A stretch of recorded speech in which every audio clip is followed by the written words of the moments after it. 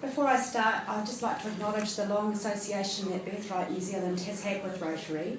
We have been very fortunate to be supported by Rotary members over our 50-year history, and that continues today with many of our regional societies having Rotary members as part of their executive committees. I'd also just like to acknowledge Lady Susan and Adrian Gregory, who are both members of our national executive. So today I'm going to talk a little bit about Birthright New Zealand, what we do, who our clients are, why we focus on single-parent families, and how that fits into the government focus of what is happening with vulnerable children and the policies with vulnerable children. I thought I'd start with this slide. What we like to think of as a typical Kiwi summer. Children, carefree, jumping off the wharf, enjoying the great outdoors. Well, what sits behind that? There's a whole variety of things that sit behind that photo. Firstly, those children are secure. They know they can jump off the wharf. Someone has checked for them that it's safe when they land below. Someone is always also standing by to make sure they have something dry and warm to put on when they're finished. And someone is there to clap and to encourage them to try again, even if they're not quite sure the first time. I'd like to think, and I'm sure you'd like to think, that that is the case for every child in New Zealand. Sadly, it is not. Before I go on to talk about some of the needs of vulnerable children in New Zealand, I'll just give you a little bit of background about Birthright to tell you about what we do. We've been addressing the needs of single-parent families for more than 50 years. Over that time, what we think of as a single-parent family in New Zealand and what their needs are has changed tremendously. But what we know is that no matter whether we're talking about the 1950s or whether we're talking about 2013, those needs remain. We have 15 regional offices throughout New Zealand. We are not in every location in New Zealand. At one time, Birthright had more than 20 offices in New Zealand. Because we're very dependent on philanthropy, government funding, it hasn't been possible to always keep every Birthright society flourishing in every area. And in some cases, there are also other organisations who provide similar services. But in 15 locations throughout New Zealand, every day there is a Birthright regional society working with children. We deliver a variety of services in those communities. One of the strengths of Birthright has always been that our focus has always been on the needs of the children and the families, and started from the position of working alongside families. When Birthright was first created in the 1950s, it started off with what was called a family visitor program, where people who were able to provide guidance and support to single-parent families would visit, would provide a listening ear, and would also support parents who were having to make all of the decisions in relation to their children's care. Over time, what has happened is that the kind of services that Birthright delivers have become more sophisticated.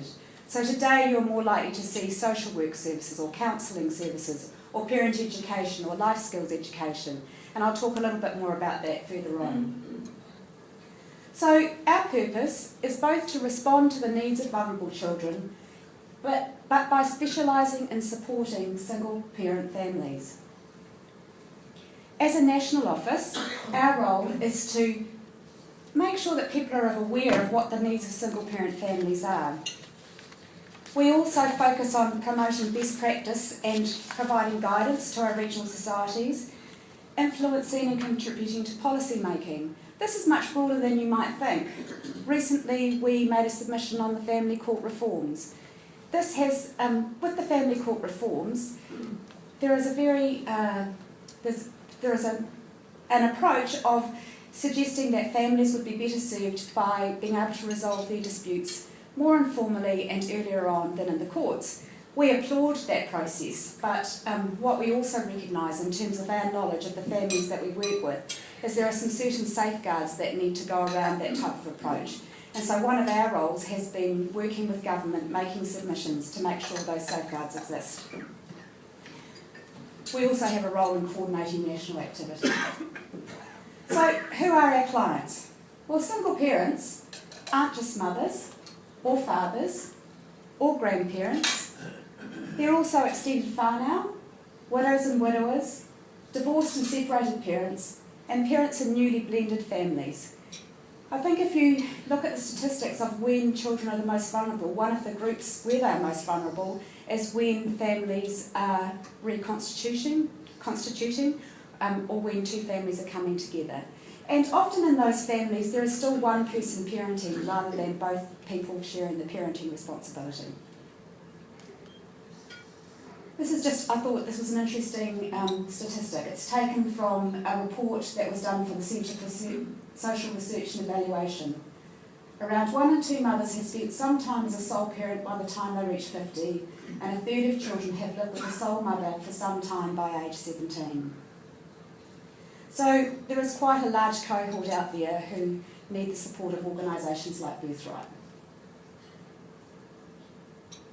This is June 2011. 628,000 households with dependent children, 30% were from one-parent families. And as I said before, that is not just traditional one-parent families, but it may be where there is a grandparent who is caring for those children, or extended family who is caring for those children, or a foster parent caring for those children. I think it's also useful just to think about who solo parents are. I think there is still a bit of a sense out there that solo parents are 19 and on the DPB and, because that was the easiest thing when you left school. Well, obviously that's not true when you look at the stats. The median age of New Zealand sole parents is 42.9 years. 84% aged 30 and over, 16% aged less than 29 years, and 1.4% aged less than 19 years. So it's still really important that those young parents are provided with assistance, but what I know from talking to the people in our regional societies is a lot of the clients who they are dealing with at the moment, particularly probably in the last 5 years, are parents who find themselves sole parenting who weren't expecting to be in that situation. And particularly with the economic recession, the stress that puts on families and the rate of relationship breakdowns has meant that the people who perhaps wouldn't have accessed Birthright services in the past are beginning to come to organisations like Birthright. Just some more in terms of the cohort who are on the domestic purposes benefit. Majority aged between 25 and 64, 12% are men. In the end of 2012, there was a report done by the Department of Statistics, and this report was to contribute to feeding in information to the work that was being done on what could be done to assist vulnerable children. So what this report did is they took the findings from the New Zealand General Social Survey, and I think that included around 3,000 families. And they said, can we identify the risk factors as to what makes a household or a family an environment which is difficult for vulnerable children or makes children vulnerable? And they came up with 11 risk factors. And these are a mix of social, health, housing. So, things like being a cigarette smoker, things like a victim of crime, living in a high deprivation area. Some of these things we would expect to see, but there's some things that perhaps you might be surprised at. Feeling isolated, some, most, or all of the time. Poor mental health, poor physical health. Victim of discrimination in the last 12 months. Low economic standard of living. More than one housing problem. Living in an overcrowded house. Limited access to facilities. And that's not about facilities necessarily being available, but the ability to actually access those facilities. So, for example, if you don't have a car and there's not good public transport, can you get the children to the library? Can you get the children to the Learn to Swim classes? So why do we focus on children from single parent families? Well, of that survey, in terms of the high risk group, so the high risk group was families where 5 or more of those factors existed. So about half of those are sole parent households. And then in households in the medium and high risk groups, so that's where there's 3 or more of those factors present, 85% are sole parent households. And we spent some time earlier, actually the end of last year, beginning of this year, as a national organisation saying, well, is it right that we continue to focus on single parent families? And for us, this is what made us say, yes it is, that is what we need to do. This is such a vulnerable group. This is not to say that every child who grows up in a single parent family in New Zealand is at risk. It is not to say that every child who grows up in a single parent family in New Zealand is vulnerable. But what it says is the risk is so much higher. So you will have probably all seen or heard about the white paper for vulnerable children that has recently been released. And I've called this current government focus. I don't think it matters who is the government, but the fate of children and the livelihood of children, the safety of children is always going to be an issue. So governments come and go, but it's always going to be something at the front of the agenda. And it might have a different policy feel around it, there might be different ways it happens, but every government is going to be focusing on what can we do so that we don't get those stories that we see too often in New Zealand. And we tend to focus on those very difficult, very tragic, very horrible occurrences, and that's quite right because, you know, who wants to be part of a country where that happens? But what organisations like Birthright do is we work a lot with the people who we're trying to keep out of even falling into that risk category. So the parents who are going along, doing well, but every now and then they just need that extra bit of support. Or people who are just calling out for help and don't know where to turn or don't actually know how to access the services that or the entitlements that they have. So in terms of that, the white paper, I just thought I'd talk briefly about the focus of that paper. So what the white paper and the Children's Action Plan that goes with it does is it identifies a whole series of priority for government over the next 5 years. If you look at that plan, a lot of the activity is stacked up in the first 2 years because the government is saying this is such an important issue, we need to move on it sooner rather than later. So what you see is a whole series of objectives around having a child-centred approach, a series of objectives around the prevention and the early detection of child abuse, and one which I think is particularly important around collaboration, connection, accountability and responsibility.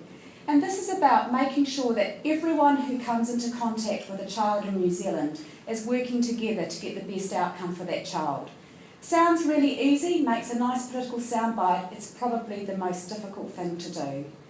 Because, I mean, I know even in my role as a school board of trustee and some of the children that I've come into contact with during that time, the wealth of agencies out there, the realm of people who are trying to assist and making sure that everyone's talking to each other and that there is actually some joined up thinking going on, it's actually very tricky. And finally, one of the other things that the white paper identified was around mentoring and supporting. What can we be doing to provide opportunities for children who aren't getting the same opportunities as other children in New Zealand? That really brings me to talk about where Birthright fits into all of this. So we provide a range of services. One of the most important things we do is we provide a referral service to families. So when a family comes to us, often because of the way that we work and that we work on a very low-key, non-judgmental approach, our social workers and our field workers are often able to get alongside families and encourage them through building a family plan or just working with them to see where they might access some assistance. If we're not able to provide that assistance, we refer to other agencies. So in each of our regions, we work quite closely with other agencies. We also do quite a lot of advocacy and support. I've worked for government departments, so I'm allowed to say slightly rude things about government departments, but no matter how willing you are, a government department and its policies are a bureaucracy. And it's a bit like the courts. Unless you're a lawyer, you're not used to going into the court, you're not used to the protocols, you're not used to what you need to know before you get there. But if you're in there, you kind of take it for granted and you just think it's normal. So I think it's very hard for those people who are acting at the service delivery end to understand what it can be like for people walking in that door and having to ask for help. And sometimes not actually being sure what they're supposed to ask for and what they can ask for. So one of the big roles that Birthright field workers play is actually walking alongside people to help them access that assistance. We very much work on the premise that we want to strengthen families and parents to do this for their children themselves. So we don't go and do that for people, we go alongside them and help them do that. The other area that we particularly focus on is around parenting and life skills education. So that is about strengthening family units and providing parents with the skills if they're struggling in terms of their children and their development. And I don't know about any of you, but any of us who are parents, I think, struggle with parts of our children's development. And every stage, you just think you've got it right, and then they move on to the next stage. So it's always a tricky one. Another area that we also work with is around resilience building. So that can be very basic. It can be about, one of our regional societies has just run an extensive self-esteem building program for teenagers. So it's about, well, what can we do at different levels to actually give support to this family, to give support to those children, so that they have some resilience to cope with whatever they need to deal with. And we also do some social work support and counselling, and that can be with the parents or it can be with the children. But as well as that, we actually provide some of those extras that children in some of these families don't receive. And this is where we are so grateful to organisations like Rotary, who have supported us with things like Circus Quirkus, with things like uniform grants for children, with things like special events that just make a difference to those children on a day-to-day basis. And those special events can also be things like holiday programs and camps, so that some of those children get experiences they may not otherwise get. But also, it actually gives parents some respite as well. I read a statistic recently that said that a quarter of children with disability in New Zealand live in sole parent families. And I can see that the report didn't actually say why that was, although it intimated, well, perhaps that's what you expect when you have the extra stress of having to cope with multiple needs of a child with a disability. But, I mean, it may not be as simple as that, but I think it's just interesting to think that it's layer upon layer. It's not just that the family has, the parent is coping with being a sole parent. It may be that there are actually layers of need within that family in terms of the educational needs of the children, in terms of the physical needs of the children, or in terms of the health needs of the parent or the children. Another area that we are very glad to support is around retraining assistants and scholarships. There was a report done a couple of years ago by a Social Policy Research and Evaluation Group that looked at resilience in single-parent families, and it said, well, what was it that made those families resilient? And one of the things was, and it actually split the report into Pākehā, Pacifica and Māori, and looked at each group and said, were there differences? And what came through were some themes that went across every area. One of those was around those parents wanting to better their own education so that they could better work to support their family. Also to provide opportunities for their children. So in terms of bettering their chance of when they had employment, actually having employment that allowed them A, to provide better for the needs of their children, but B, provided them with the flexibility as well to parent and work at the same time. Because one of the sad things is, currently, flexibility tends to go with higher paid work, and it tends to go with more professional jobs. So I can work as a part-time parent, but the person who can only get a job, who's unqualified and can only get a job where they are a nurse aide and have to work 40 hours a week because they have to work 40 hours a week to make enough to live on, they don't have the same degree of choice. So something we have really tried to focus on is around scholarships and retraining assistance to actually provide opportunities for parents, but also for the children in single parent families who might be struggling to get to university or to go on to tertiary education. So what makes this possible? Well, organisations like Rotary make this possible. Bequests from generous people like Sir Roy Mackenzie and Shirley Mackenzie, who supported Birthright over a number of years, government contracts where we deliver services on behalf of government, and requests and donations. And I thought, Joan, if you had the name of the woman who married the man who had the 7 million, I could note it down for later. I just wanted to finish with this slide. So I was thinking about a quote to finish off today, and I thought, well, there's the one about give a man a fish and he'll eat for a day, teach him how to fish and he'll eat for a lifetime.